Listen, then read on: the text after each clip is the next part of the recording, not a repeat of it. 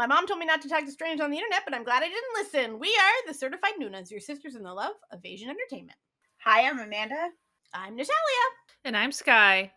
And today, we are back with another installment of our monthly episode that we do the last Monday of every month, which is what we're watching, where we just tell you some stuff we've been watching. There's only three of us today. Jessie was not able to join us, but that's cool. Wait, listen, we have a real open door policy here at the Noonas, so it's all good. She's not gone. She's not here this week. Sometimes when we don't have a lot to talk about that we watch, sometimes we just tap take out the of night it. off. Yeah. But she says hello. And she says hello. She says hello. But we're here to our What We're Watching episode. For anyone, this is your first episode, welcome. We just tell you 2 shows we've been watching, and then each, not like 2 in total, like there will be 6 shows in total, and then we do a little speed round at the end with any other things we've been watching. And that's basically what we do. And Amanda, we're going to go in age order today. So you take it away, Amanda, and tell us what's a show you've been watching. I'm not fully caught up right now, but I did start Motel California, which is it's a mellow. It's very. If I had to give it a vibe, I would say it's somewhere between Just Between Lovers and When the Weather Is Fine. Like it's in that field of things. Like there's stress, there's unhappiness, but there's also friendship and stuff going on. Does it have healing vibes? It sounds like very much so. So in the first 2 episodes, not so much, because I've seen the first 2 episodes. The healing that fast. Yeah, I was like, ooh, we're setting up quite a pickle here in these first 2 episodes. So it does it does have a controversial use of a fat suit, which I know some people just right off said, I'm not watching it because they're using it. Wasn't that bad. It wasn't that bad. It's fair, like, if that's your thing. But I will say, like, it's not overdone.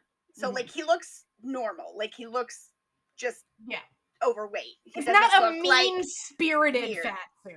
No, and in the very first episode, sort of like the very opening scenes of this, it's 13 years ago. They're like 20 years old. This girl is leaving town. She is heading for the big city. She's out of here. She calls her best friend, who is the character in the fat suit, and he comes and basically she says to him, listen, I'm headed for the big city. I'm never coming back. I love you more than I love any other person in the world. And the first time you have sex should be with somebody that you love. And I want it to be with you.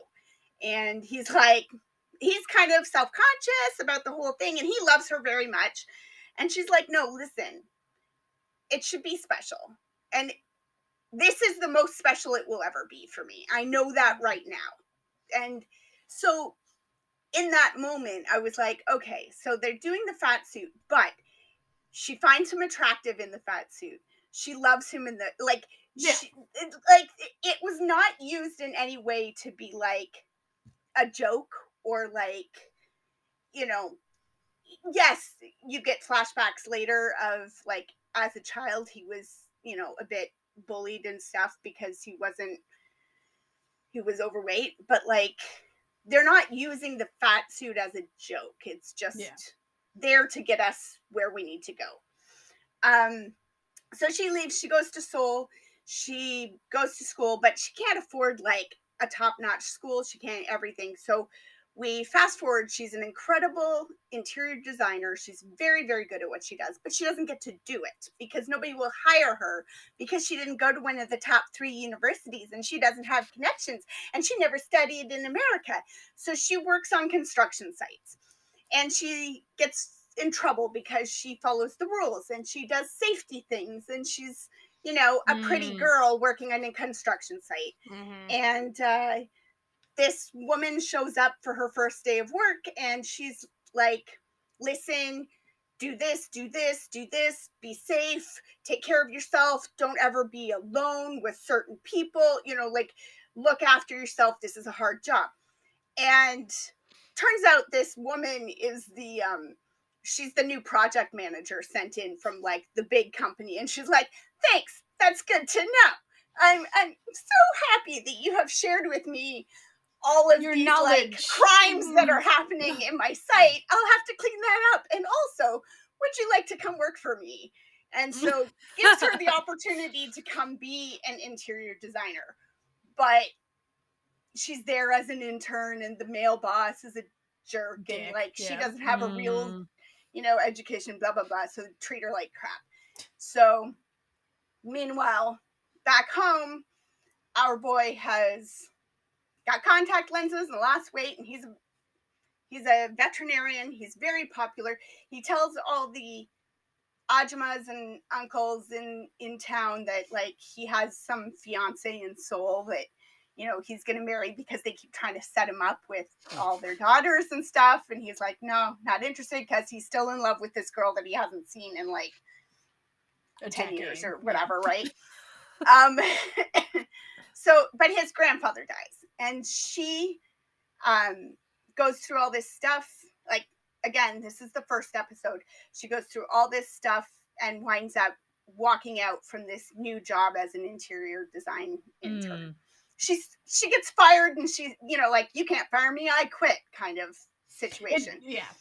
Well, like, less childish than that usually comes off. Like it's very legitimate. She's like, no, I'm firing you too. I'm firing you from my life. I don't need to have this energy in my life. And walks out. So she comes back to the town. First time she's back in town. She comes back for his grandfather's funeral.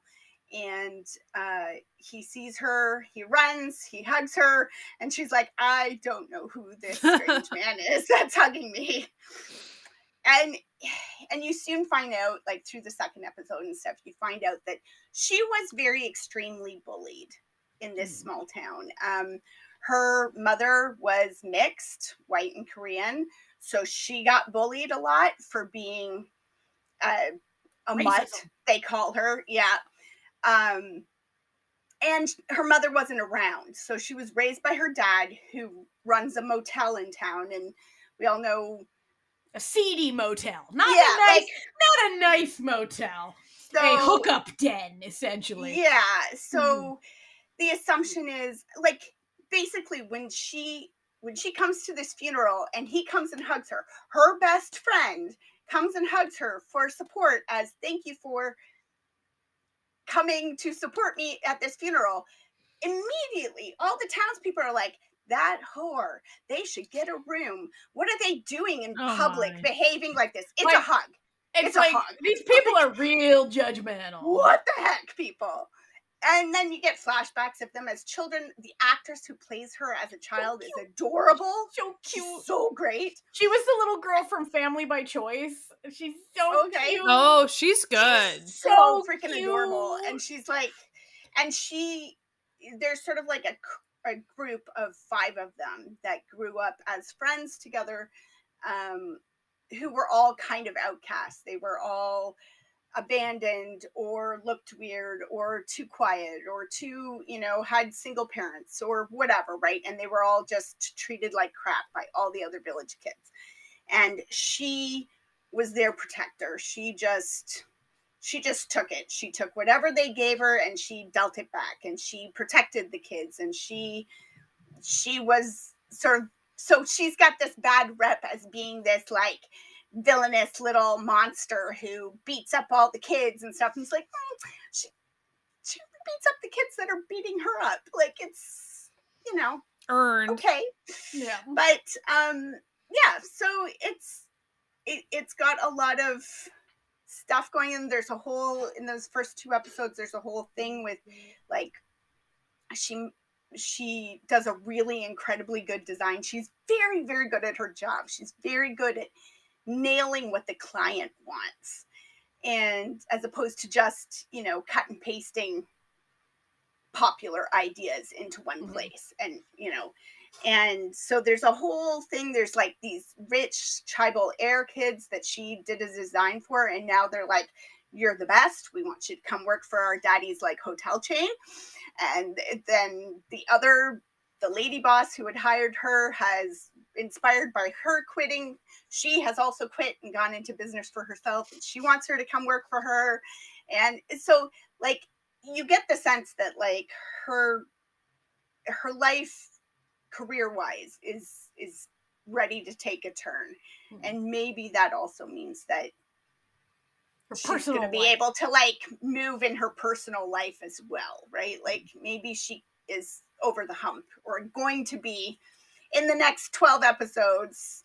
She's going to get over the hump, and maybe he will either, I mean, I'm sure they'll wind up together in the end, because that's the kind of drama this usually goes, right? Like, I mean, so he's not just there to stand there. Like, no, he's not just there to look pretty. He's there to be a sweetheart that all the women love. Like, he's just be real. He's very sweet. Her friends are very sweet. We're already doing, there's a bit of a love triangle situation with one of these tribal heir kids. But it's good. It's just, it's enjoyable. Like it's got that slow vibe that kind of works in the winter, that you're like, yeah, okay, I can sit. And so how many episodes in are you? I'm only 2 in. There's 4 out right now, and I'm just not caught up. And by the time people are hearing this, I think there will be 6. Because I think it's on the weekend. Up, you know? So yeah, I know, probably be caught up by then.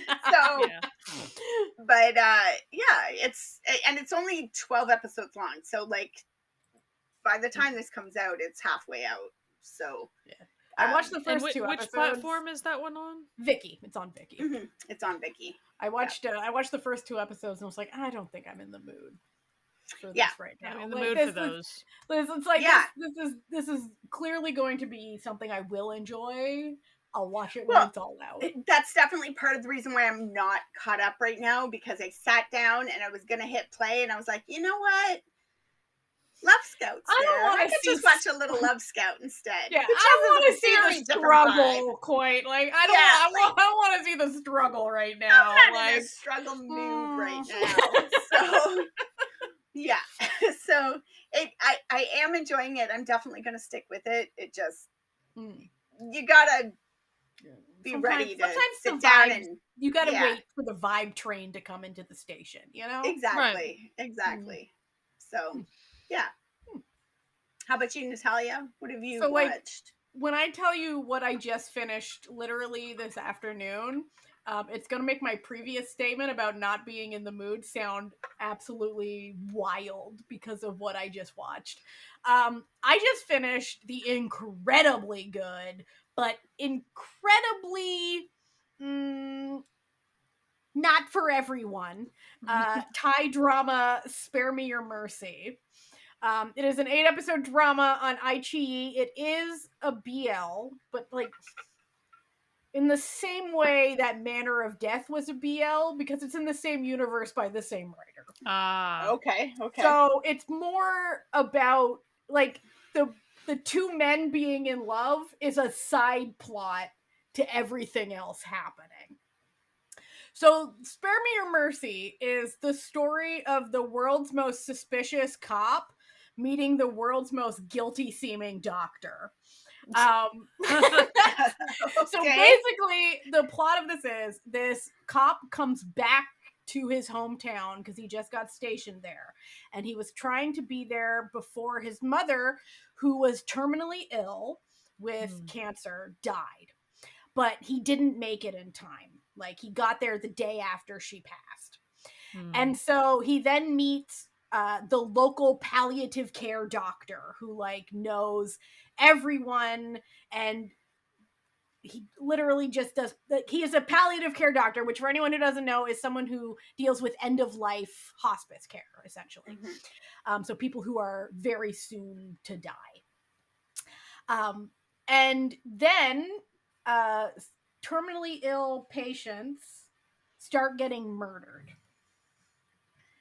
And then immediately this cop is very suspicious of the local palliative care doctor who knew every single one of these patients and controlled their medication. I mean, yeah.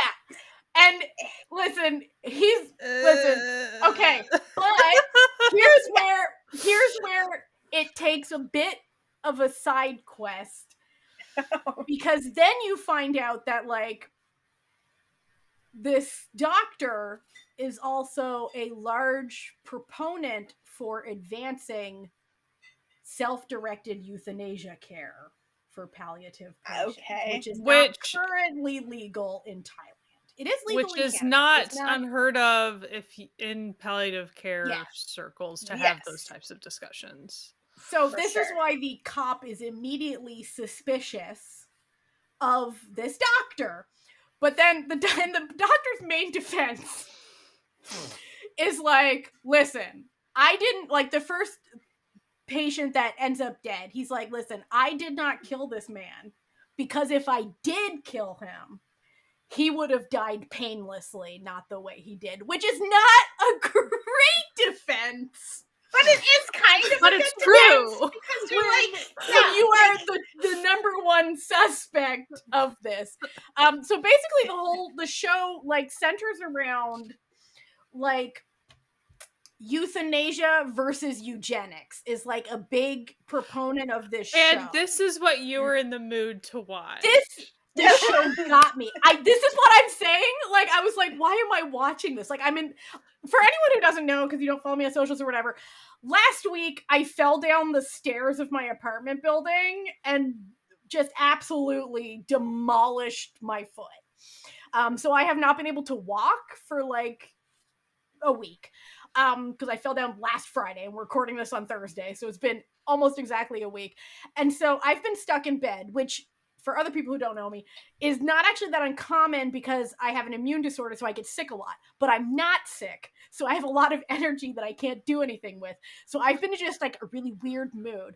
But I've been planning to watch this show for quite a while, and I've had it literally downloaded on iQIYI on my tablet. And I was like, okay, I'll click play. I'll see, like, because I love Manner of Death. I'm like, it okay, just hit. I'll it hit. It was, and I was like, it was so intriguing, and the acting was phenomenal. It introduced, like, all like, and it's very complex. Like, for 8 episodes, a lot of complex things happen. But I do want to give one shout out. I'm not going to say what the context of this was, but I was telling Sky about this earlier because I was laughing because you sort of, a lot of the elements that come up in the show is that this one cop who's just came from the big city is the only one who really seems to care about closing the case and finding out who actually did it. But it's not because the cops are stupid. It's because they're lazy. And it's very clear that, like, these cops are just like, I just want to go home. Like, this person was going to die in 2 months or less. Like, why are we putting this as energy into this? And so at one point there's this woman, she's not a cop, and she thinks she knows who the actual murderer is. And a lot of the times you're watching a show and they'll, like, break into, like, the criminal's house and, like, go through stuff. And I always get annoyed because they put their fingerprints all over everything while they're going through this murderer's house. This woman walks through the door and pulls on a pair of gloves and starts. I was like, hell yeah, queen. You ain't contaminating this crime scene. Nuh-uh. Absolutely not. But, like, this show was so sad. Like, I don't cry during shows. Famously, the only show that's ever made me cry was Move to Heaven. This one almost got me. This one, like, the last episode of the show almost got me. There was, like, one of the most moving scenes I've ever seen in a show. And sort of, like, the central theme of, like, people being, because, like, this doctor very much is like, I believe that people should be able to die in a dignified way and not have, he's like, the only option shouldn't be you prolong your life and suffer longer or refuse medical care and suffer more. He's like, there should be another option for people. And so he's like, and that was his whole thing. And it's really good. But like, if that's something that is not good for you, maybe there should be a lot of people. There might be a lot of people out there that this might be a hard show to watch because of their own personal grief. But I thought it was absolutely fantastic. Also, those are good topics to. I'm always a proponent of like those shows or movies that put forth kind of those. You could call it a debate, I suppose, but those discussions, because I always say death comes for us all. Like, it's not like this. It is a part of life that like, and that's like a big central part of like the arc of like the plot of this is that he's like, what I'm doing isn't murder and it isn't wrong, even though it's illegal. But like, the show is so good. Like, it's so fantastic and like it's so moving, but it is incredibly hard to watch. And yet, there I was. Yep. 2 days. Watched it in 2 days. 4 episodes a day. Actually, it was more like 5 and then 3, but still. Good show. Good show. iQIYI, my favorite streaming service. Not sponsored. # not sponsored. But yeah. Sky, what is something you've been watching? So, the main thing I've been watching super recently is Flourished Peony. I don't know. It depends on where you hail from, how you say that. Peony. I say peony. The flower. Peony. Yeah. Peony. I think it's a weird name for a flower. I've always thought that. But I've been very deeply watching this show. If you're curious as to why, it's because of Go-Go Squid reasons. It is the main actor and actress from Go-Go Squid. So that is why. Oh, it's the actress too? Oh. Yes. Yes.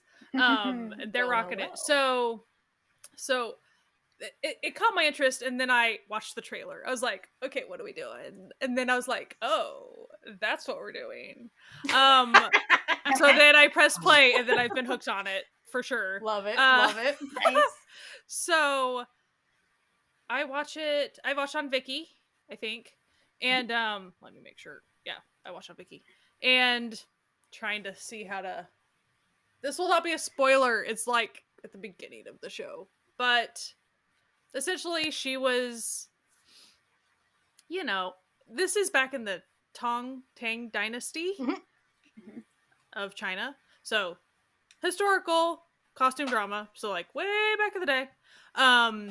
She was betrothed to this, like it was an arranged marriage situation without the consent of her husband to be.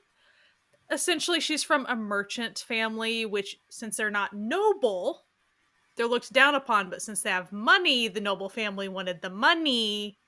And so she got shuffled into this family because the reason why her family wanted to do that, her mom was dying, really needed this really, really fancy pill medicine in order to live. There's aspects of that come forth later. But like, so supposedly, they had the medicine. We'll give you the medicine if you pretty much give us all this money and the daughter. So, well, the husband was not, like he was drunk at the wedding, like walking into the wedding. He didn't want to do that because he has some long lost love and all this stuff. And I immediately recognized, she's just trying to get through it and like, and she's very nice. She's very filial to like her new like in-laws and trying essentially like in a servant role to them, like pouring their tea and all these things. And she does all the things she's supposed to, but it's always just the struggle. Her husband does not like her at all. It's been a year. So, but she's very positive. Not really, I will say her character is not like a plucky, happy type. Like you see that you can kind of think that maybe at the beginning, but it's not like plucky. It's just that she's trying to stay positive in her really crummy situation. And she has like her closest maid, which had grown up with her and stuff. She sees her as a sister. So her maid always like gets offended for her and vents for her all the time. That vibe together is always cute, you know, like they're best friends type thing. Yeah. And she has like a bird, you know, and she's all about her name, and they never explicitly say this, but you hear her name enough, and then you hear them say the word peony a lot. It's this her name. She goes her like the nickname she goes by is Peony. Like that is because her mom, who is now deceased, like showed her how to raise all these very, very fancy peony flowers of various types. They're very hard to raise, and it's a symbol of money and nobility and all these things. And so like all the really fancy people have these flowers, and they like go view them in each other's houses because they didn't have TV. So like, yay, flowers. You gotta entertain yourself some way. I understand. Yeah. It's like going to a museum to look at paintings. Like we're going to each other's and like flowers. hey, we pay the gardeners so we can have the fancy flowers. Like that's we really have tea, sitting out looking at the nice flowers. It seems like a nice time, you know. So machinations, like I'm not gonna get into all the like there's a lot of stuff. As far as where does this other dude like come up, he's the floral envoy because of course he's an envoy. Yes. Essentially he's like the king's or emperor's BFF. Love it. And he just kind of goes and does whatever he wants with some flowers on his hat. Like, I don't know. I don't really understand his role. He's kind of a jester. Like, they explicitly do say jester at some point. But, like, anyway, his vibe's way off.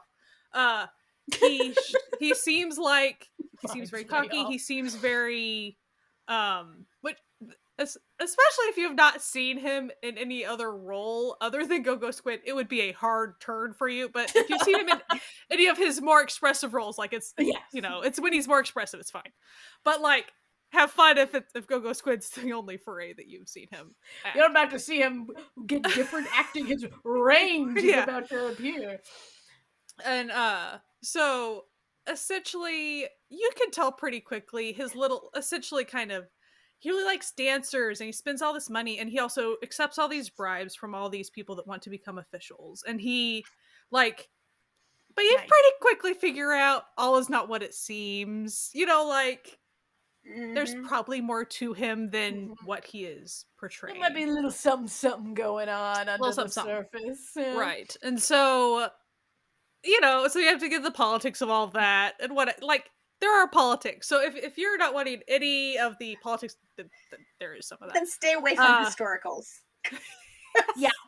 But essentially, what I do want to say about this show, though, is like, okay, I guess I kind of got off track. They kind of meet each other. It was a weird meeting.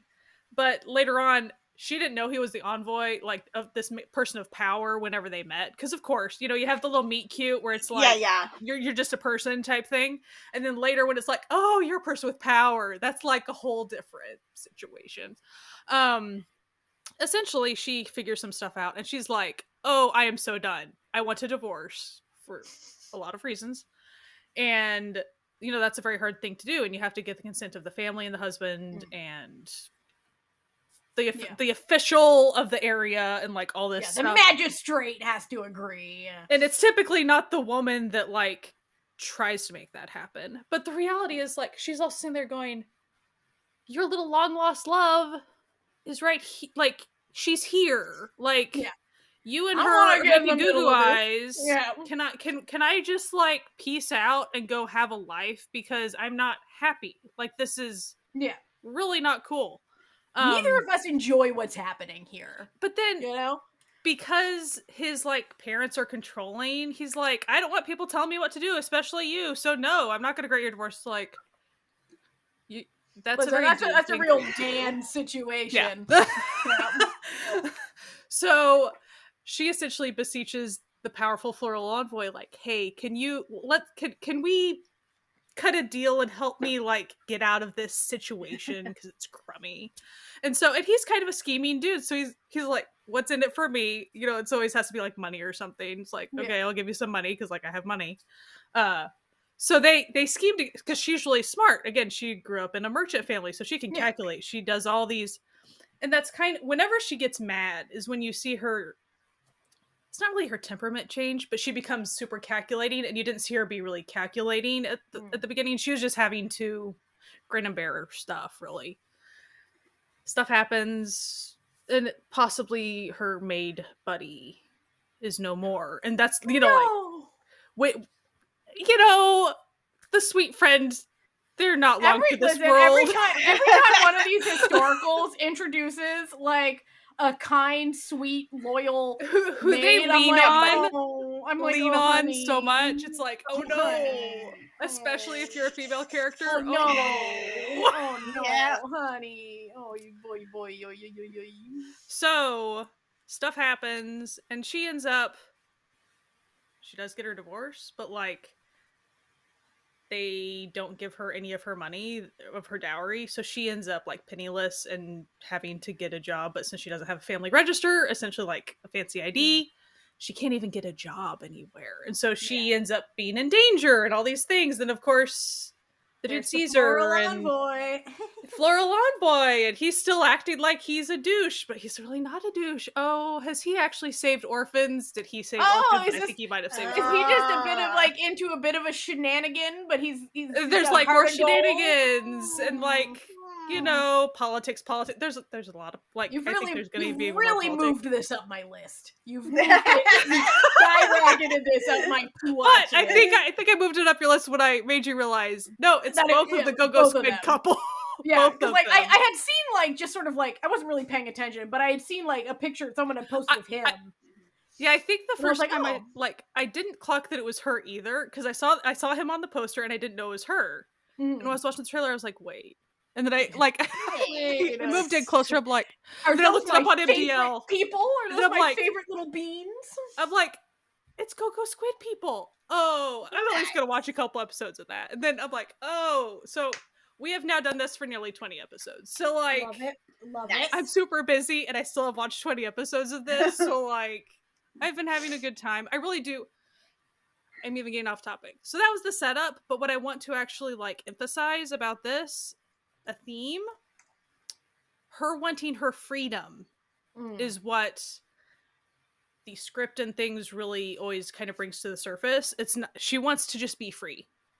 And then anytime she runs across other female characters, usually with more power than her, or at least equal power with her, some less, it's always about freedom and like women needing to help each other too, because the world is really rough for women in that era. Right.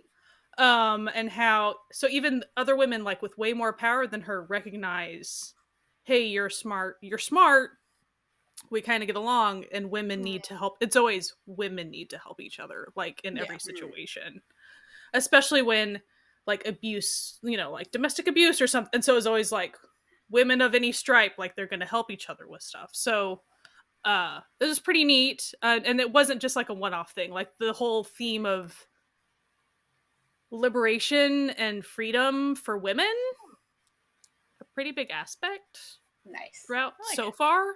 I thought it was pretty cool. Like, I thought it was a nice little theme. And it's funny, of course, like, they both proclaim they never want to get married. And we're like, okay. So we'll see. Sure. I will say I'm confused about the length of this drama, and also if there's going to be a second season. So, like, depending on where you look, some places say this is going to be 40 episodes. MDL says it's going to be 32. Okay. Sometimes whatever. The way it's cut is different depending on streaming services too. But then also it's been very, very successful. Yeah. And they've kind of already maybe announced a second season. So then it's like, what? So I don't know. Just be prepared. Like, you might be really getting into something more extended. I don't know. That's why I'm bringing it up. I really enjoy it. I do. It was an easy sell, and not just because it's like these two people. It's very well done. The costumes are gorgeous. It's all very shot great. All this stuff.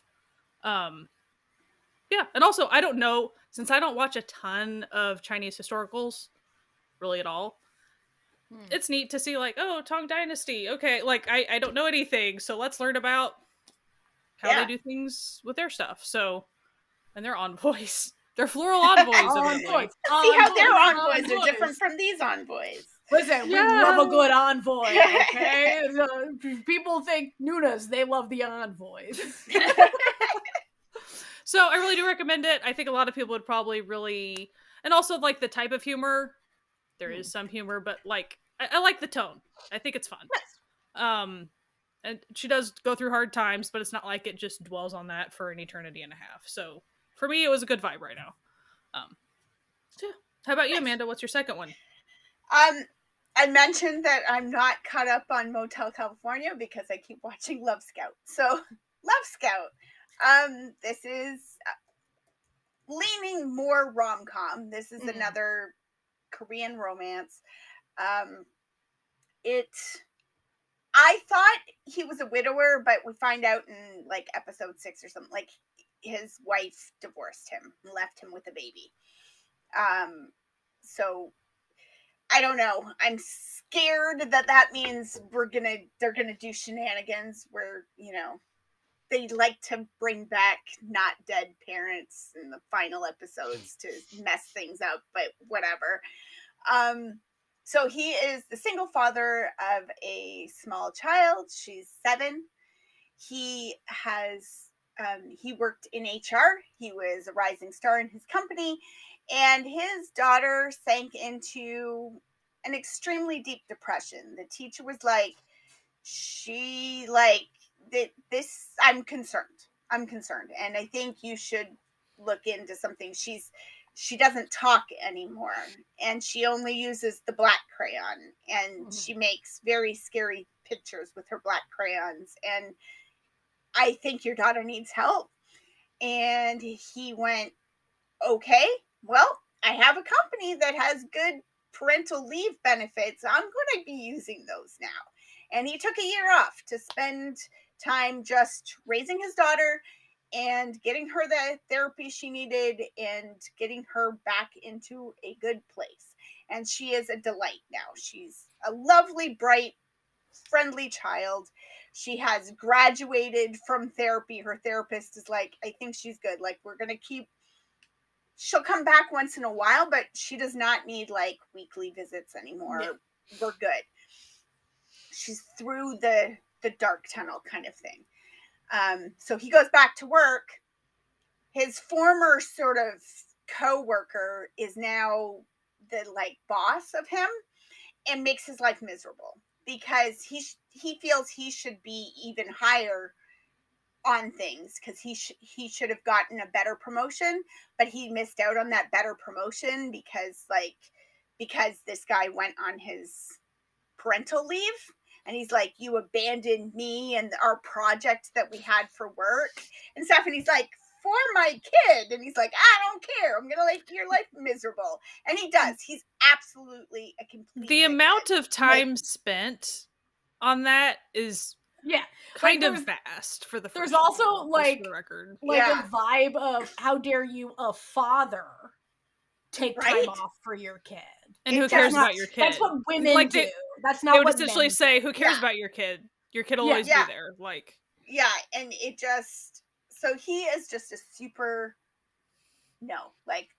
I'm a good dad and I'm going to be a good dad. And he is a good dad. He's also extremely good at his human resources position. Yeah, he's competent. But shenanigans happen.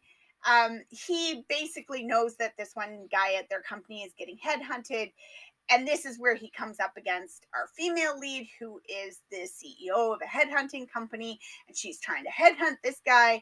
And he is like, no. And they play like tug of war over this guy. And he winds up staying. And then he winds up going. But not through her. Because she has a history with the headhunt. She used to work for this really big headhunting company.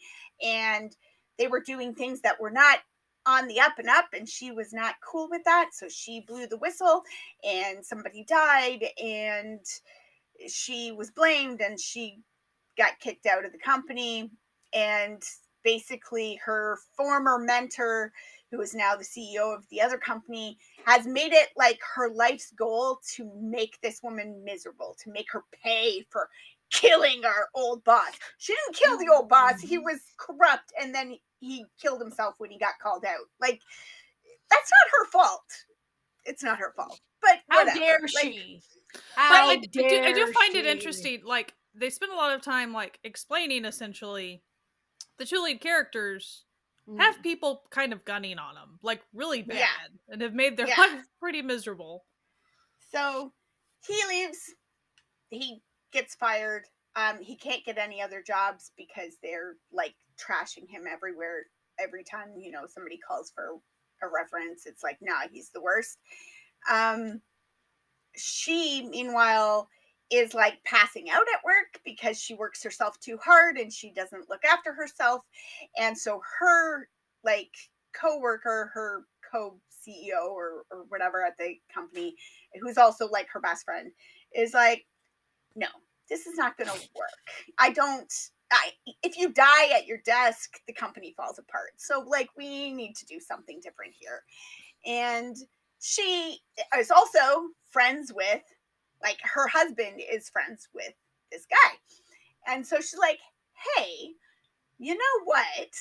My CEO could use some single parenting. She could use a parent to come in and, like, make her eat her meals and, like, organize her life. You're very organized and good at making people do stuff. Come be her secretary. So he takes the job being her secretary, and, you know, romance blossoms slowly but surely. And it's delightful. It's just very, like, the characters are all good people. Like, there's evil people, there's bad people, but the bad people are bad people, and the good people are good people. Like, it's pretty cut and dried that way, which is kind of nice. Sometimes you just want to be, you don't want to have to, like, figure out who to root for. You're like, okay, you've just put it here for me. Thank you. He's got a single mom friend who she and her grandma help him, and they take turns looking after each other's kids and stuff. And she's clearly got some thoughts in her head that they're, like, already almost a family kind of thing. So, and she's super nice. So you're like, oh, please let there be a romance for her. And there is. They're definitely setting something out there for her. So that's nice. And I feel like we could wind up going a little too deep in the final episodes, but it's only, I think it's only 12 episodes. Yeah, so I think so too. I think if it was 16 episodes, you would know for sure that those final 4 episods were going to be real hard on the office drama nonsense, right? Yeah. But because it's 12, I love that, like, when you know, hard. like, when you watch, like, the first couple episodes of a show, and then you looked at, like, sometimes you'll watch the first couple episodes and you'll be like, I'm just gonna go check how many there are in total. Like, I want to know, like, what I'm preparing myself for arc-wise on this. For instance, if it said 22, which is not common, I'd be like, for, like, K-drama of this length or anything, but it would still be like, yeah, like, if it was like 20 episodes, I'd be like, I don't know, man. I don't know. Especially because the romance seems to be, like, it's not 6 episodes in, it's not like they're not there yet, but it's clear that they're both thinking things, right? And so for it to, if it was a 20 episode drama and they were already there in episode 6, at that point you were like, oh no, they're gonna hit like 12, and then the ex-wife is gonna come back and something's gonna happen with the company, and you know, like, but it's only 12 episodes, so, like, maybe none of that's I'm sure some things will still happen. Absolutely, like, yeah, it's still obvious that they've set up enough of the stuff with her old company and his old company and everything that's got to come back around. That's obviously, like, the thing with her old company is every episode, like, they're gunning for them. They've literally, like, hired employees whose sole job is to, like, poach their clients and, like, and steal all their customers and stuff. So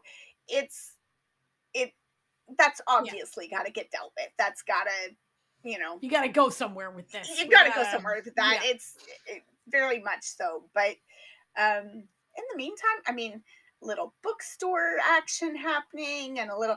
I thought they were going to go. They did a thing with her flashback. She was also raised by a single father who then died when she was young. And they did a flashback of when her dad died. And I thought they were going to do something where it was like, her dad died to save his life as a child. And that's where the conflict. And no, it was, he ran back in to save somebody else, like some lady or something. So I was like, thank goodness. Just some rando. Don't worry about it. Yeah. Like, oh, please don't. We don't that need is this. the most We don't annoying. need this here. Like, oh, they, their lives intersected as children. And you're like, they're adults. Adults can just meet strangers and fall in love. It doesn't have to be a baby story. Like you would not survive the hundreds of vertical dramas I've watched if you don't like the sudden they knew each other as children but don't remember a trope. Yeah. So I'm enjoying it too. Adorable. The kids are very cute. It's good to know that because I think I watched the first 2 episodes so far, and it was just so heavy on just like the office drama aspect, and it was. I want to make it clear, it was also a struggle for her to accept him as her assistant too. Yes. Like that was a whole long thing. And so I was like, "Whew, there was more difficulty and tension than I was expecting in the first 2 episodes." So I was like, I don't know, so I haven't gone back to it quite yet. In the beginning too, like when they first meet, he has a very poor opinion of her career, right? Like you're poaching people from careers and from and once he's in the company, he starts to see that no, that's not really what she's doing. She's not trying to take people. If the people were happy and being well compensated, they wouldn't leave. They wouldn't leave. But also, right? So he had this deep, abiding loyalty for his company, and then she pretty much, without really knowing anything about him personally, she's just like, oh, you'll have stuff in the future that you will understand what I'm saying later about companies essentially don't care about you. And so then pretty soon after that, she kind of came to realize, yep, companies don't care about you, like on an individual level. And so then he's like, oh, she was kind of right about that.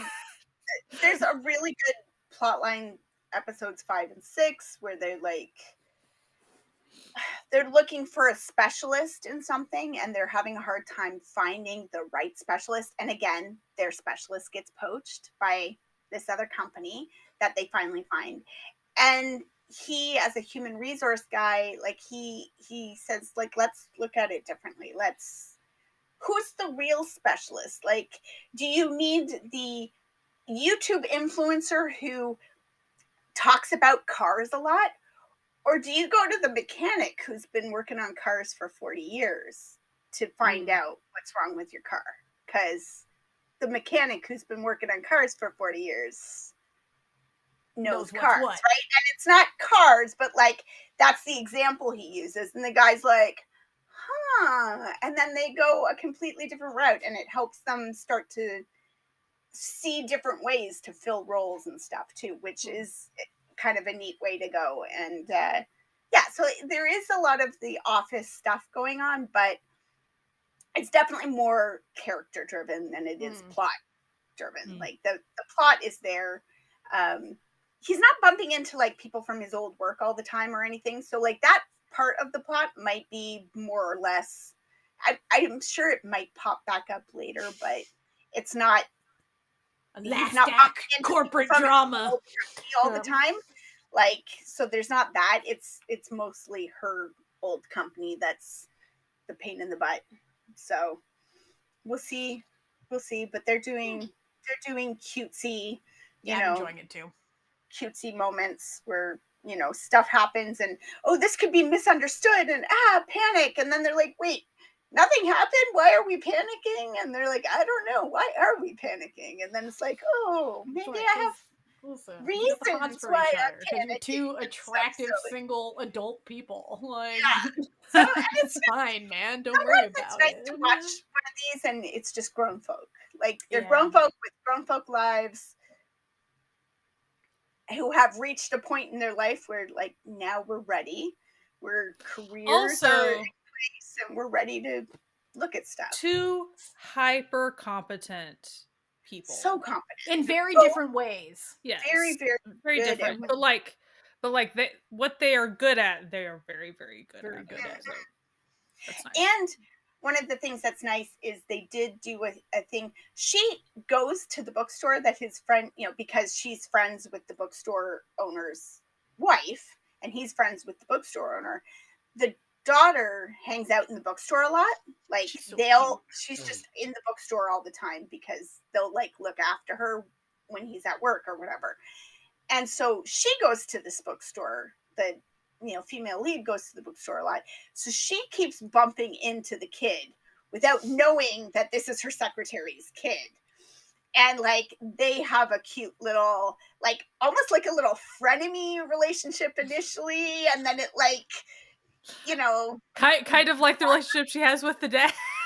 Yeah, exactly. So, like, it's very cute. And they're, like, the way that grows first. So, like, it's not, you're not getting this weird, like, situation where she's like, oh, you're trying to take my daddy from me or whatever. She just, like, this is a nice lady that I know. So it's nice. I like the way they've done that in the story as well. So it's just cute. It's easy to watch. It's very easy to watch after those first couple episodes. But yes, it's very. I'm very much enjoying it. It's just. I am cute. too. It's nice. So it's nice. Yeah. Speaking of easy to watch, I have been enjoying currently airing. It is almost done. But a currently airing little piece on iQIYI. Surprise, surprise, Natalia is watching another Thai BL on iQIYI called Your Sky. And when I tell you, low stakes, okay? Low stakes, low stress. When you're watching this, you're just like, all right, nothing that bad is going to happen in this show. Like, that is the vibe of the show. It's like, nothing that bad will ever happen in this show because that's just the energy of the show. So basically, we're following these two fellas. One is like a very sweet, kind of head empty, kind college student named Tirak, which means like sweetheart. Like, it means like love. Like, it means love, like, like my love. So that's his nickname is Tirak. And he lives up to his nickname, okay? He's a sweetheart. He's always doing nice things for people. He has a hard time telling people no because he always wants to just be helpful and kind and pleasant because he comes from a very helpful, kind, and pleasant family. Okay? Meanwhile, there's this other guy at school, played by our good friend Mike. They gotta stop making him a college student. The man looks like he's like, pushing retirement. Like, the dude is like almost in his 30s. Let him graduate.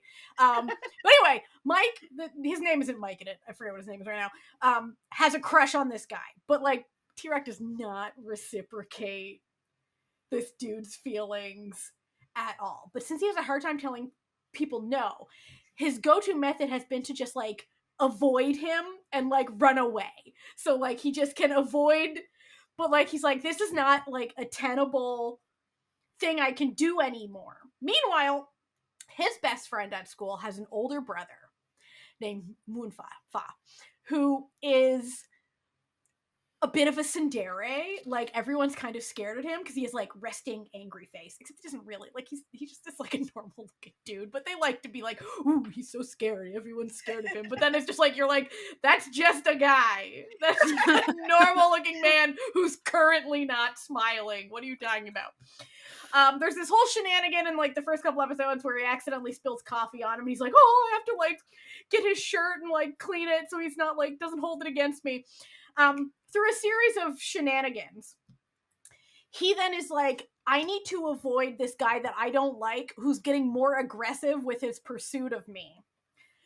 And the only person he's scared of is you. Will you pretend to be my boyfriend? See, you've already got Natalia on the hook immediately, right? But meanwhile, the best friend of T-Rex, the guy's younger brother, he knows everything, okay? But he's not telling anyone nothing because that man simping hard secretly for his little brother's bestie. He's in love with this guy. He loves T-Rex attitude. He loves his whole everything happening. His T-Rex very head empty a lot of the times. Like, I really love a plot that really focuses on, like, what if the person you were in love with was extremely stupid and kind? And then he's like, yeah, I'll pretend to be your fake boyfriend. But he's like, I'm gonna make this real if it's the last thing I do in this life. And then the story just proceeds as you would 100% expect this story to proceed. Because you're like, okay, you've got cute little dumb head empty who now is like, oh, we have to go on, like, fake romantic dates and, like, post social media pictures and, like, show pictures of us, like, holding hands and, like, snuggling and stuff so people believe that we're dating so this guy will leave me alone. If I was like, oh, yeah, we should definitely do that. We should, yes, we should 100%. Listen, I'll just make you dinner at my apartment. You can take pictures of it for the gram. That's for the, you know, let's go on this romantic date at the zoo and, like, hold parrots and, like, hold hands for the mirage, right? For the illusion. It's literally exactly what, there's nothing groundbreaking about what's happening in this show. But it's just got such aggressively good vibes to it that you're just like, yeah, okay. Like, they like did preview for this one that's airing this weekend, like, some parental strife, but I'm like, this is gonna last maybe 20 minutes before, like, it's resolved, because that has every single, like, thing that has happened. When something bad happens, it lasts, like, half an episode, and then they, like, resolve it. So if you're looking for a show that's just real, you don't have to think, you're not gonna feel bad. It's just aggressively dumb, cute main lead, followed by the world's simpiest simp as the other main lead. You're gonna love it, okay? The world's most loving families you've ever seen. Like, it's got everything, okay? It's got Mike being just a piece of shit. Because, you know, he's good at that. Like, not in real life, but, like, on screen. I don't know him in real life, but on screen, he plays a real douchebag real well, okay? It's fun. There's, like, side couple where one of them owns a bar, and they're, like, in, like, a weird will they, won't they. It's good times, okay? Like, it's just a lot of just BL classics. It's hitting all the classic notes. And that's on iQIYI. It's a 12-episode show. I do believe episode 11 will have just come out, so it's almost done. And it's chill vibes. Just chill, easy vibes, if that's what you're looking for. So I've been on a real, like, roller coaster of vibes with my picks this week. Sky, what is your drama? Your second drama? So I will preface this one. I have only watched, I think, just one episode of, so I'm not going to get super into this one, but I do want to talk about it because I've been so focused on Flourished Peony. Yeah, that's what I'm gonna say. Like, you've been dedicated to a different show, but because I've been so focused on Flourished Peony, it made me go, what other I kept seeing a couple of, like, pictures and trailers for a couple of other costume C-dramas that I was like, what are we doing? Like, let's go see what we're doing. So we got them, people. We got her. We got her. She's in now. She's in now. It depends on the vibe. So, what I ended up settling on to at least watch an episode of was Everlasting Longing. It is on Viki. Angela Baby is the lead gal, and so I'm sure you've seen her, like, everywhere. And then Song Wei Long is the lead fella. And you're talking, so it's all, so this is not like Tang Dynasty. This is it's a fantasy. I think it's fantasy, like just fantasy nations, but as far as I can tell, it's not as if there's magic yet. Okay. In the first episode. It doesn't feel like we're doing a lot of the like, hey, I'm a demon type, like we're not doing all of that. Like I'm an immortal type thing. Though the word immortal did show up once and I'm like, are we just like lightly saying that or are we like really saying that? Like I couldn't quite tell what we were doing. You can cultivate to become an immortal. You can like, but like they weren't doing anything like super martial artsy to like contextually with when they said that. So I'm like, I don't know if we're just saying that like tribe of people. I couldn't quite tell what we were saying about that yet. So, well, let me go see what the tags are on NBL. Not that like indicates anything.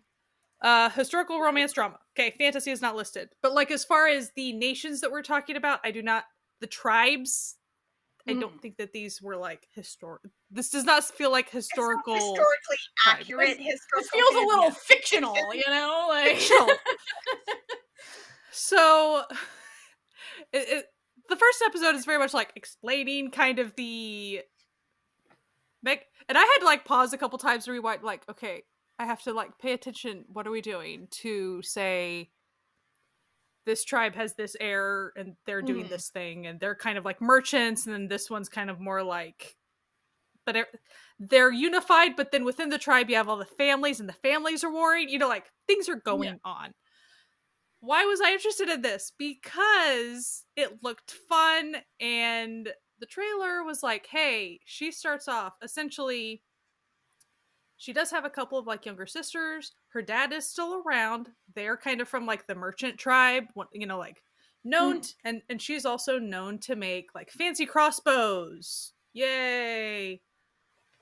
And so, but kind of just because of patriarchy, she has to like dress as a dude since she was 7 in order to like have respect to get things done. Like get things done.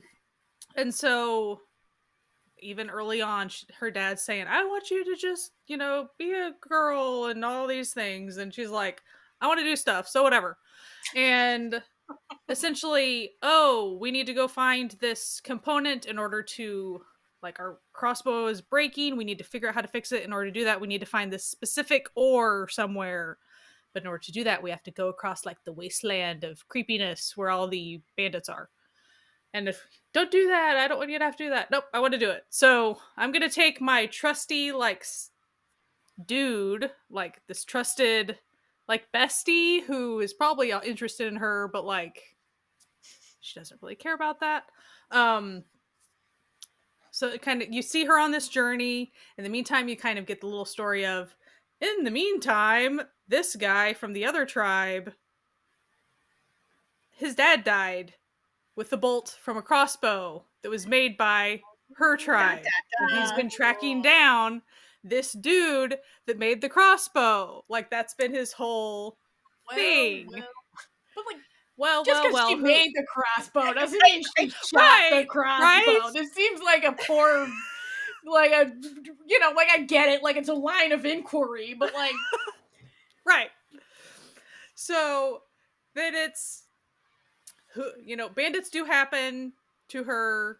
It's this whole thing, but also like he pops up. He's not a part of the bandits, but like his little caravan of people shows up and gets rid of the bandits and all these things. But ends up, he kind of figures out, he thought that she was the dude.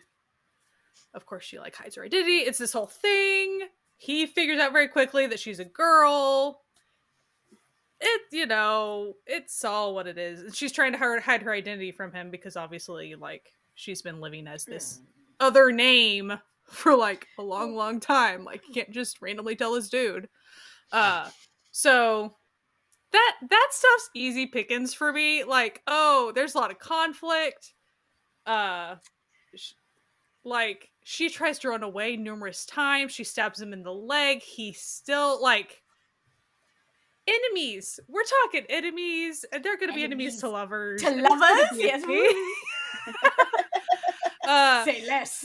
And he's very like, oh, here's my big fur coat. You know, like, very, like, oh, the unified leader of these warring families is like the wolf leader.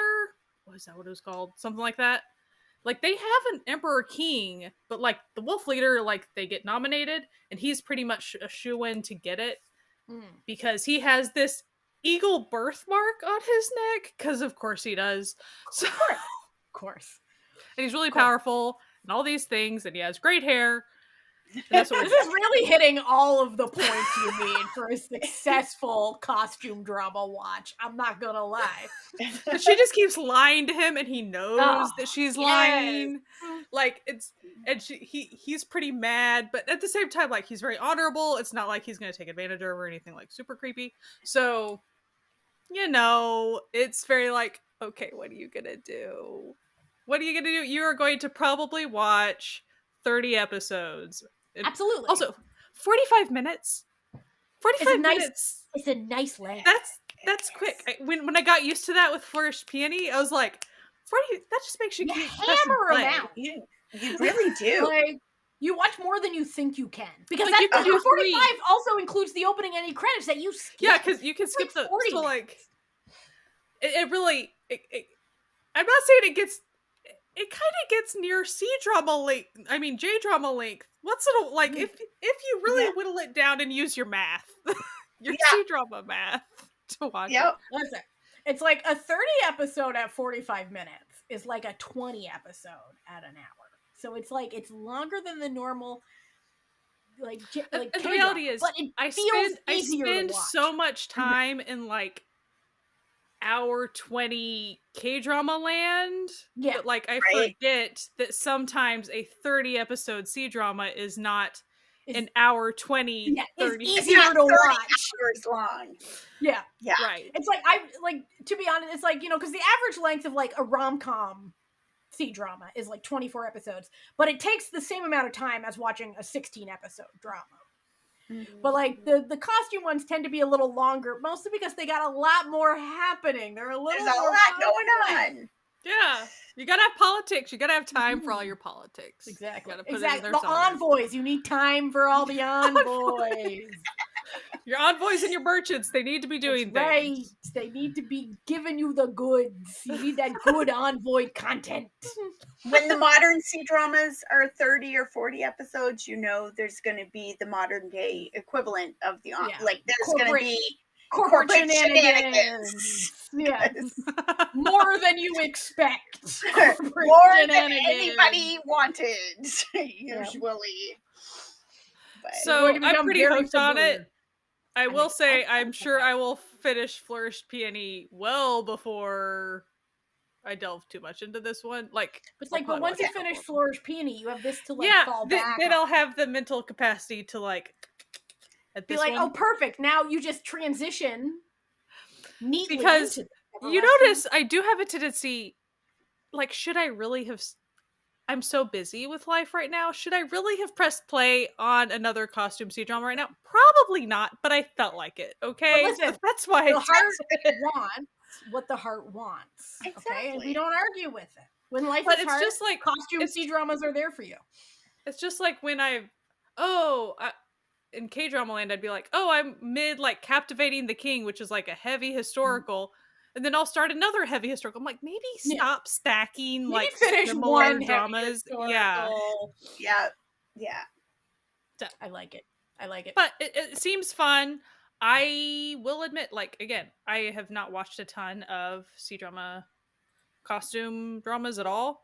So I'm not sure I've even watched Angelababy before. I've just seen her name around. Like, I've just seen her exist a lot. Yeah. Just because I haven't spent a lot of time in C-drama land. So, anyway. Fun so far. So, before we leave, we got to do the speed round. So, Amanda, very quickly, let us know what other things you've been enjoying. Still doing the anime thing. Haven't actually been watching much One Piece. I think we've kind of hit a bit of a wall. Like we've so saturated. It's a year since we started it, and we're both just kind of like,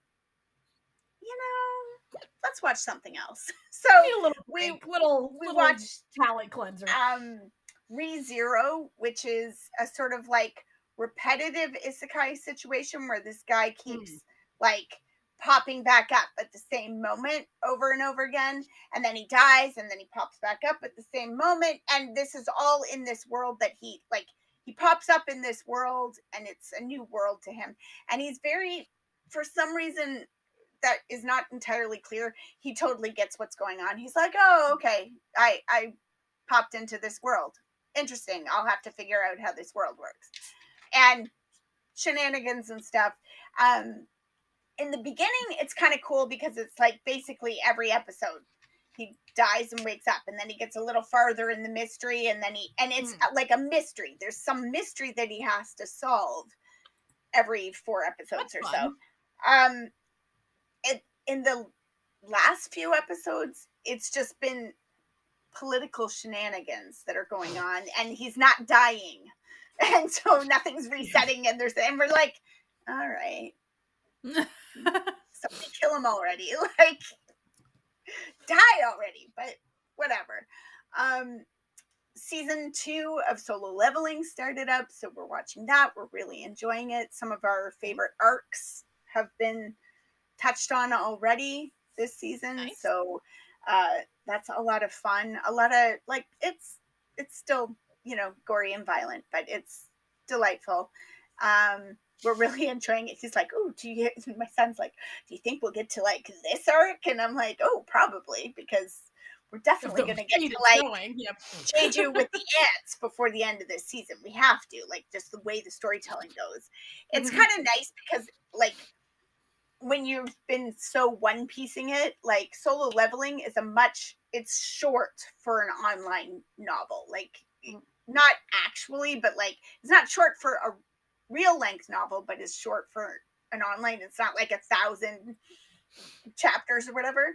So you do really, in the anime, you're like, we're just telling this story. We're not making up nonsense. We're not having 30 episodes. Like, One Piece is telling you the story, but like, we'll sit there and we'll be like, why are we doing so much flashback right now? This is ridiculous. And then we're like, oh yeah, because if you were watching it as it aired, that happened 3 years ago. Yeah. Okay. Yeah. So I think that's part of where my son's at. He's like, if we keep plowing through this, we're going to be like all those other poor suckers that have to watch this 1 episode a week, and it's going to suck. And I'm like, okay, so we could take a little break and like, ease off a bit. And Apothecary Diaries season 2 started up again. Our girl Momo is shenanigans in the back palace. She the first episode has her smuggling in smutty graphic novels to share with the ladies in the back palace. And when she gets caught, she basically says to the guy, the eunuch, quotation marks, because he's not really a eunuch, but he's pretending to be, because that makes it okay for him to be in the back palace. But she explains to him, listen, all these virgins have to come and be like the consorts and whatever. And if they don't please the emperor in bed, then he never comes back to them. And so then their lives are just these empty lives of nothing, waiting that maybe someday he'll come back to them. So, but they have to be virgins in order to marry the emperor. So like, there's a disconnect there, because how are you a virgin and also good in bed? Yeah. It doesn't work. So she's like, do not mess with my sexual education literature. This is the real reason she's doing it is because it makes her money. Because like, but she needs a fake reason to like. Right? She needs like a legitimate sounding reason for everyone to just leave her alone. And so he has had it in his head that another thing that would be very good for all of the servants and the concubines and everybody in the back palace would be if they were all literate. So he says, you know what? Go ahead. And then he also, there's like this really, really popular novel that's going around, and he gets bound copies of this really popular novel and gets them sent to all of the palaces in the back palace as gifts from the emperor. And they are encouraged to share the stories, but nobody outside of the little palaces is actually literate. But now everybody really wants to read this super popular novel. So a lot of the servant girls are like getting their literate friends to teach them how to read and write so that they can read books. And it's like a whole thing. He's like, I'm trying to get y'all educated so you can have better lives, kids. Because most of them, the way it works, they work in the palace for like 2 years on a contract, and then they're kicked back out into the world. And as long as they work in the palace, they make money and they get food and they, but then you get kicked out into the world. You got to fend for yourself. So he's trying to also get them skills that will help them when they go back out into the world. So there's, of course, a mystery happening, and they're trying to figure out, because a couple of the consorts are pregnant, and a caravan of goods comes in to sell all this different stuff. And it seems like Mao Mao looks and she goes, it seems like they have figured out, somebody in charge of sending these goods has figured out that a couple of you are pregnant. Which nobody should know about that yet. So I'm curious how they figured that out. But also, there seems to be an abnormally high number of goods being sold in the spices and the teas and things that are all things that cause miscarriage. And if I wasn't here to tell my lady that I'm the lady in waiting for that she can't drink this kind of tea right now, she might lose her baby. So there's sort of this hint that like somebody is trying to not let more babies get born and stuff. And so they're also starting to question if the first season, that was the whole thing, right? The first season, it was like the lead paint. They're starting to question the lead paint getting, the face paint getting popular. Was that also maybe an intentional situation? So that's where we're going. It's good. It's fun. Mao Mao's a delight. So I'm having fun with that as well. So good times. Natalia, Natalia, are you watching more vertical dramas? Oh, you know I'm watching vertical dramas, but we're not here to talk about vertical dramas, okay? We don't have enough time to unpack all of that. I was literally watching one right before I came to record this. Like, listen, the vibe's immaculate. My favorite YouTube channel, romantic dramas. Good times. But enough of that. Enough of that terrible schlock I enjoy. I'm here to talk about the good stuff I like. I watched the entirety of the J-drama Love is Poison on Netflix. I just finished it too. Watched it. Yeah. So fun. Okay. So fun. What a fun drama. I enjoyed it. Easy to watch. Very nice. Good energy. I've been continuing. It's almost over. I think like the last episode comes out tomorrow. The Thai drama Forever You, 4 as in the number Forever You. Yes. 4 guys. We're doing a little fun number pun here. Well, see, it made me think it was a part of that like GL series that has 4 in all of the titles. So like, no. It's on YouTube. You can watch it for free. It's totally fine. Totally watchable. You're just like, yeah, sure. Yeah. Fair. Why not? In the more bizarre shows I watched a little 5-episode J-drama called Captivated by You on Viki. Weird. Very weird. It follows like a bunch of characters. But like I couldn't even begin to tell you what the plot of it is because it's just sort of a bunch vaguely connected vignettes about these bizarre people's lives, like these high school students that all sort of rotate around this one guy who's just like a strange dude who just marches to the beat of his own drummer, and then like he catches the eye of like a girl from the girls' school across the way who wants to be his friend because he posts these things. He posts on Instagram, like he'll post a series of 4 images, but they'll just be of like words that he's taken pictures of in public to form sentences. And anyway, they become friends, sort of. And then meanwhile, it's like, then you meet like this other guy who goes to like another school, who had like a traumatic experience around girls in middle school. So he decided to become like ugly so that women wouldn't pay attention to him. So he shaved his head, but then women were like, "Woo, like he's so cute with his shaved head, like what a bad boy." And he's like, "No, this is backfired." But then he meets someone who has like crazy hair, and he's like crazy hair and glasses, and he's like, "That's who I want to be." So he's like, anyway, like listen, the show, no real plot. Okay, it's just like these bizarre, strange, semi-connected stories. And I enjoyed it. Like it's very weird. There's no plot. Don't go in. If you pick it up, it's 5 episodes, so it's not, and they're not long episodes. There's like 5 25-minute episodes. But like bizarre. There's no closure to anything that happens. Like it's literally just like we did like 3 days out of these random people's lives. And you're like, all right. Okay. Sure. I did finish the Japanese version of Love in the Air. That's on Gagu La La. It wasn't as good as the Thai version. Okay. But it was okay. It was All right. okay. It was Fine. just fine. But if you're gonna watch one of the versions, watch the Thai version on iQIYI, and I think it's on Viki Plus.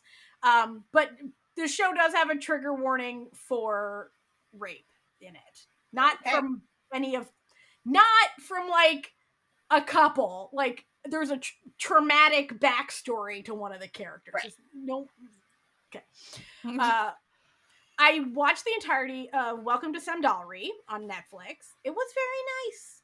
Okay. It was very nice. It's about this photographer who gets set up by her assistant as being like an abusive boss because the assistant stole her boyfriend and wanted to steal her contracts. So like set up this whole situation. So she and her 2 sisters that she lives with then are like, we got to get out of Dodge because like the reporters are like hounding us. So they go back to Jeju Island where her family is from. Her mother is a diver. And runs into her fella that they were together and then broke up under, no one ever could figure out why they broke up. And oh no, both of them are still hot. Oh no. Oh no. And he 100% knows that she would never abuse an assistant because she's just not like that kind of person. Yeah. So then, and it was nice. It was a nice show. I got two more.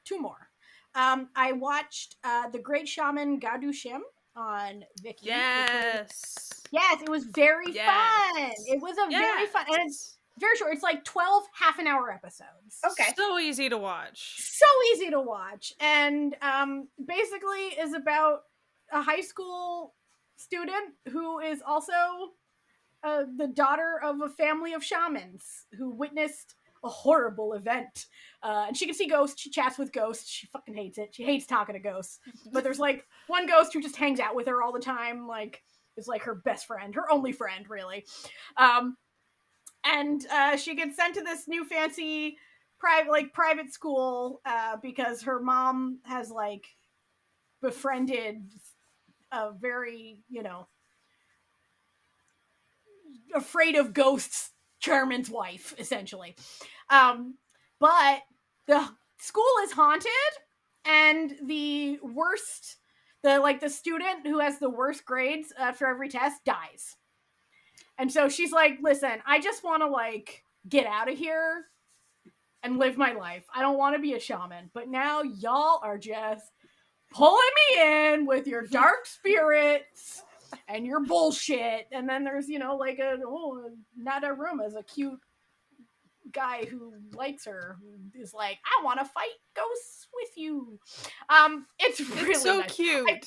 Listen, I know that like the target audience for this show is like 15-year-olds. Oh, probably. It's still really good though. But I did enjoy it quite a bit. Yeah, like listen, I was like, this was fun. We had a good time. It was a good time. But see, it keeps it being an engaging, fun watch. Exactly. For that age. Like, and it's a very brisk watch too. Like it's not, it's very quick. It's nice. Good acting, good, fine special effects. It was a good time. And finally, my ass has been sat every Sunday for GMMTV's BL Opus Perfect 10-liners. It's got everyone. It literally has everyone in it. Okay, like the only people I haven't seen yet are Earthmix, and I'm sure they're gonna show up for like a cameo at some point. It's fun. It's literally your most bog standard ensemble cast. It's just like a series of gay love stories with engineering students. Like it's literally they're sticking to the classics. The through line is at this like university they have like a mentor system. Oh so no! No. It's not. That's actually not as bad as that sounds.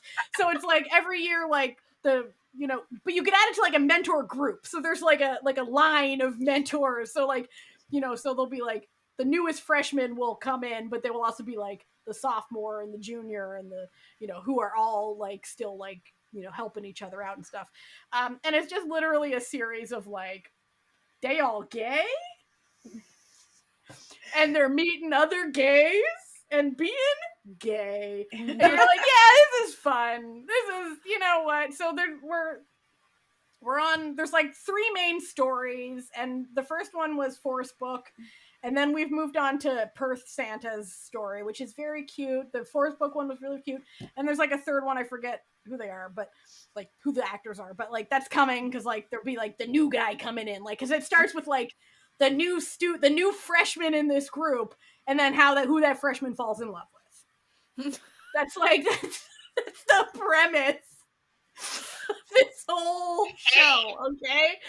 And it's like long for a GMM show. I was like, really? That's how long we're going? Like, because these BL is 24 episodes. Wow, that's long for a GMM BL. It's like literally double the length of their usual show. Yeah. And we are, episode 14 is the one that's coming up. That all just happened when we do this. And like literally, there's a little behind the curtains thing. I edit these podcasts on Sunday. And so this is my reward for the past for the past 11-ish weeks. This has been my reward, is that I edit the podcast on Sunday, and then I hit export, and then my computer makes a sound like a jet engine coming up, because exporting uses every possible bit of RAM that my poor little 6-year-old MacBook has. And then I go back to bed, and I crack open the old iPad, and I'm like, okay, to YouTube, click play. And it's nice. It's nice. Per Santa have really good chemistry. I'm really enjoying their storyline. Listen, we all knew Force Book. We know their deal. If you're a GMM BL enjoyer, like you're like, oh yeah, sure, yeah, of course, yeah. We've seen what they've been up to. But yeah, no, Per Santa's like a new couple, so I'm really enjoying it. Cool. Yeah, and that's it for me, basically. Well, except for all the vertical dramas, but let's not go there. Listen, I don't even. All of them have titles that it's like, ditch the scumbag for the CEO uncle. Like, listen, I don't. Your vertical dramas are for you what One Piece has been for me. Yeah, it's there and it's happening. Personal vertical dramas are between me and God. You know what I mean? Like, that's all you need to know about the vertical dramas. Sky, take us home. What else you been watching? Anything? Well, so I haven't been. Again, Flourished Peony is like taking over my brain, but. Just because like we didn't talk a lot last month about like some stuff, because we were talking about like end of year things back then. So I'm gonna just touch back on like I did finish Love Your Enemy, because of course I finished Love Your Enemy. I did too. It was nice. It was a cute drama. I mean, it's on Viki. It probably isn't necessarily for everybody, because you have to be kind of okay with like some, I wouldn't call it corporate shenanigans, but it kind of is. Small town corporate shenanigans with rivalries with grandpas. Okay. Your families hating each other. That's really like you're kind of Romeo and Julieting it a little bit with like as far as you very much should not be falling in love, but you've also been kind of like frenemies for forever. So like, and then it happened when you were in high school, and then it still is happening when you're older. Like that is what we're doing. And they're very cute. Like they're very cute together. Yeah. And it's Ji-hoon and Jung Yu-mi, and they're just really fun. And she plays like a PE teacher.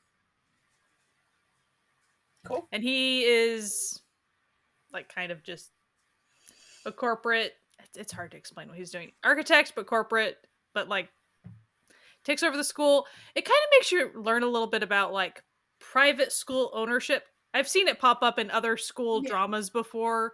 It's kind of like the chairman of a school can kind of not necessarily be an educator by degree. Like they can kind of be almost anything and kind of run it like a business. And then like everyone underneath that chairman is of course usually an educator by trade. Interesting. They don't really go into it a lot, but like it's always like chairman can do whatever he wants. So we very much fell back into like that thing. But there's a lot of like, oh, hide our relationship for a while, don't be alone together in the house because grandpa says no and that'll scare him. It's, so like cute stuff. Have to work through traumas, and there probably is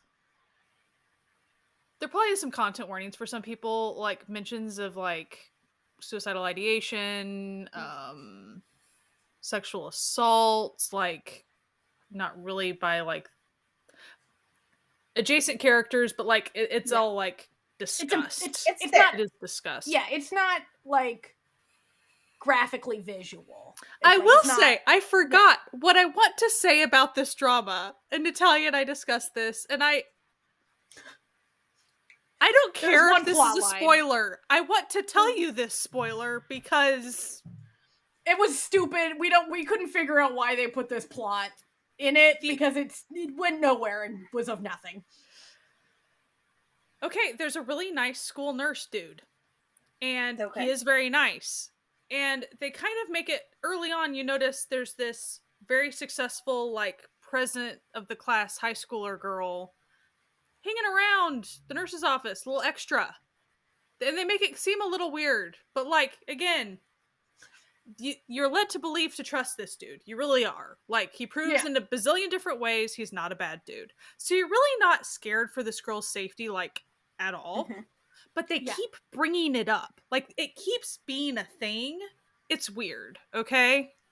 And to literally, me, like, it drags down the story. Like, if they hadn't done this, I would recommend this, like, show in a heartbeat to, like, almost anybody. But if they... I don't know what we were doing. That's the sort of thing that makes me uncomfortable. Like, I remember watching Queen's Gambit, and the part where she's, like, a teenager in the orphanage.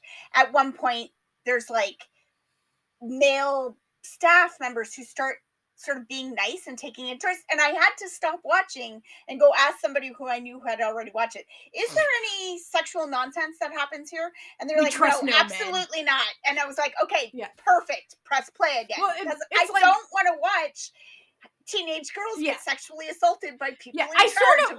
Like, I sort of figured out what the quote-unquote twist was going to be, like, the second time. I was like, okay, this is a red herring, and exactly what I predicted was what happened. Well, and he's the dad. Yeah, he's her dad. That was the whole thing. He just recently found out. Like, he didn't know he had a daughter. Listen, I'm sorry, spoilers. I already said that. I want to give you that spoiler, because in my opinion, I assumed it really, again, I kind of assumed that's what we were doing, but it kept getting brought up too much. And then it got used as a rumor at some point to be damaging against. It was very, very weird. Yeah, and it wasn't necessary. It didn't for the fit in the flow. show. Like, it did not fit in the show at all. And then later, Nurse Guy ends up dating like the friend of main girl. Like, we could have just done that. It's okay. It's totally fine. You could have just been like, he's a single dad. It would have been a much better plot. There was no reason. Like, there was no need for this shenaniganery. It didn't tie into any other aspect of the show. It was very dissonant tonally too. Like, there was no reason. There was already other villains happening. There was already family tensions and all these other things. We were already busy. We were busy, and we didn't need whatever that was. But otherwise, though, solid show. Yeah, like, and Natalia and I even talked about this when we were finishing up the show. We were like, why did they do that? Like, why did they waste valuable, cute romance time on this shenanigan that went nowhere and meant nothing? Like, you could have developed the, like, PE student teacher guy way more. Like, you could have let him do something fun. You could have gotten him a girlfriend, okay? Yeah, like, or instead of give him a second career. Like, let him do something ridiculous. Else. But no, we had to keep getting. It was a red herring, but they kept like dangling it weird, and it was. And then for a couple episodes, they wouldn't bring it up. But then you're like, oh, are we over that finally? It's like, oh, we're not over that. Okay, we're not over that still. And I'm sure that if that is like a content warning type person for somebody, it makes you not want to watch the show. Even though that's not the point of the show. That is not, the show is not about that whatsoever. So that is why I'm bringing it up. It's a cute show. I encourage people to watch it. If you fast forward through every single scene about this with student teacher that student teacher thing that is not a student teacher thing. Yeah. Please go for it. It's like, it was the dumbest red herring that I've seen in a while. Because I saw it and I'm like, oh, obviously he's her dad. And then I was like, whoa. And I'm like, I really was hoping, I was like, why are we doing this? But the first couple times I'm like, whatever. I'm going to pretend like we didn't even talk about this or something. And then we kept bringing it up again and again and making it a big thing. It's like, okay, so we're really harping on this for whatever reason. So it just makes you icked out. And it does make you realize that, like, there was another high school girl character that she knew her dad was a bad dude that was kind of a predator towards people in his workplace. And so, like, it affected how she viewed things. But again, why were we talking about that? It did not pertain to any of the show. I could have done this in a different way, you know, whatever. Yikes. So, but really, I did like the show. It was kind of like my main go-to fun show for like the past handful of months. I did finish Love is Poison. And I dipped a pinky toe into the KDrama fantasy costume show, Moonlight Mystique. It looks really interesting. I probably will really get into it at some point because it looks neat. Don't have time right now. I also have a backlog of, like, there's other ones that I've dipped a toe in before too, the fantasy ones that, like, I need to actually probably revisit first. We don't talk about that, okay? We don't talk about the backlogs, guys. No, like, I know. No, well, the Fairy and Devil show, I don't know. Just some of them, like, I need to actually go watch. Like, I know that I need to actually dedicate time to sometimes, so it is what it is. But yeah, I've mostly Flourished Peony is the main thing. You know, Go-Go Squid in. No, it's nothing like Go-Go Squid, but. And with that, we press the opposite of play. We press stop. That's the opposite of play. Stop on this episode. Thank you for hanging out with us. We hope you had a good time. You can find pretty much all of our episodes wherever podcasts can be found. Also, if you're on YouTube in video, please like and subscribe. Thank you. And also, if you want time codes and links and everything that we talk about, you can go to Patreon, not Patreon.com. You can go to CertifiedNoonas.com, our website, where every single episode has links and time codes to what we talk about. And yeah, that's it. And if you want to support this podcast, like the incredible people who do, you can join our fan family at patreon.com/certified Noonas. We got there. And join the fan family. We put up little extra mini episodes. Just this week, I put out a comical outtake of me being stupid. And we do little mini episodes and like, seconds and things over there. And we have a movie night every month. It's super fun. We have a good time. And and we are on Blue Sky and still Instagram as of now. So that's where you can find us social media wise. It's always at Certified Noonas. Anyway, we hope you have a fantastic day and a fantastic week. And as always, keep yourself safe, wash your hands, wear a mask, look out for each other out there, and as always, keep enjoying Asian entertainment. Bye. Bye.